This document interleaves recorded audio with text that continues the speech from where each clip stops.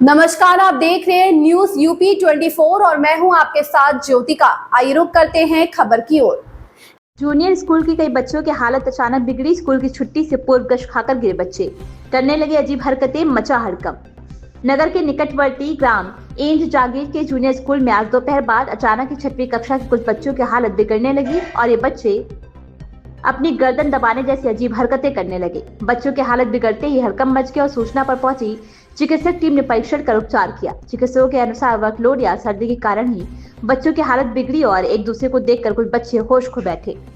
एंद जागीर ग्राम के उच्च प्राथमिक स्कूल में छुट्टी से कुछ पूर्व 2:30 बजे के लगभग अचानक ही कक्षा 6 की छात्रा शबनूर गश्त खाकर गिर पड़ी और अपने हाथों से गला दबाकर चिल्लाने लगी। जब तक स्कूल में मौजूद अध्यापिका सुषमा व सायम सहरा को समझ पाती, एक एक कर दीप्ति, लता, फरीन, सुहेल, इंद्रजीत व अंजुम की हालत भी बिगड़ने लगी और ये सभी अजब गजब डरावनी हरकतें करने लगे, जिससे सहमी अध्यापिका की सूचना पर ग्राम प्रधान प्रेम शंकर गंगवार व चिकित्सक डॉक्टर विजय भी टीम के साथ पहुंच गए, लेकिन इससे पूर्व इन बच्चों के अभिभावक उन्हें लेने गए। लगभग आधा घंटे तक चले इस घटनाक्रम के दौरान उहापोह के हालात बने रहे और पलक झपकते इसकी चर्चा समूचे इलाके में फैल गई। उप जिलाधिकारी ए.के. उपाध्याय ने भी स्कूल की प्रधानाध्यापिका से घटना की जानकारी ली तो लेखपाल भी स्कूल में पहुंच गए। जहां घटना को लेकर तरह तरह की चर्चाएं हैं, वहीं चिकित्सक अधीक्षक डॉक्टर अमित गंगवार ने बताया कि बच्चों की हालत बिगड़ने का कोई विशेष कारण नजर नहीं आया। वर्कलोड या सर्दी के कारण छात्रा की हालत बिगड़ी होगी और इसकी हालत बिगड़ते देख कक्षा के दूसरे बच्चे भी सहम गए, जिससे उनकी हालत भी कुछ बिगड़ गई, लेकिन कुछ बच्चों में किसी बीमारी के लक्षण नहीं पाए गए और कुछ देर में सामान्य हो गए। इन बच्चों में से एक तो चिल्लाते हुए कह रहा था कि एक लंबे लंबे नाखून वाली सूरत उसका गला दबा रही थी। ज्यादातर बच्चे ऐसे ही उल जलूल बातें कर रहे थे। दूसरी ओर इस घटना को लेकर तरह तरह की चर्चाएं हैं। कोई इसे हवा का असर बता रहा है तो कोई इसे किसी अनहोनी की आशंका मान रहा है। स्कूल के मिड डे मील में टमाटर, आलू की सब्जी व चावल बने थे और बच्चों ने दोपहर 1 बजे भोजन किया था और इस मील को लेकर भी किसी तरह की शिकायत नहीं है।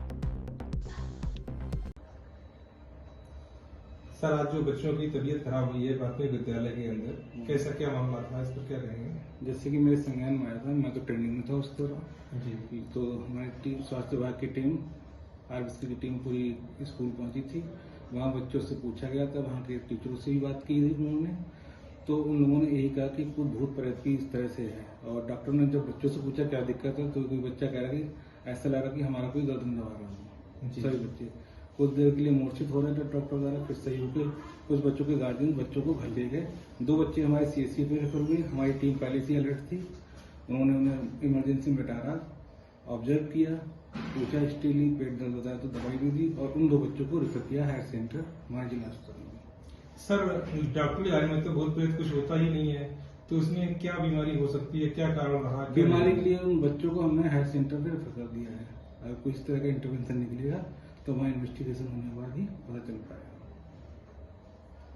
और कोई हिस्ट्री से नहीं, मेडिकल लाइन में कुछ और आपके कुछ समझ में आ रहा है क्या हो सकता है, क्या नहीं? नहीं, एसपीओ2 हमारे बच्चों को सभी का नॉर्मल था, तो ऑक्सीजन तो नहीं बोल सकते हैं जी। विंटर का समय हो रहा है, हो सकता है सर्दी में डॉक्टर बता रहे कि कपड़े भी बच्चे नहीं पहने होते सर्दियों के हिसाब से, तो हो सकता है उसकी वजह से भी हो सकता है।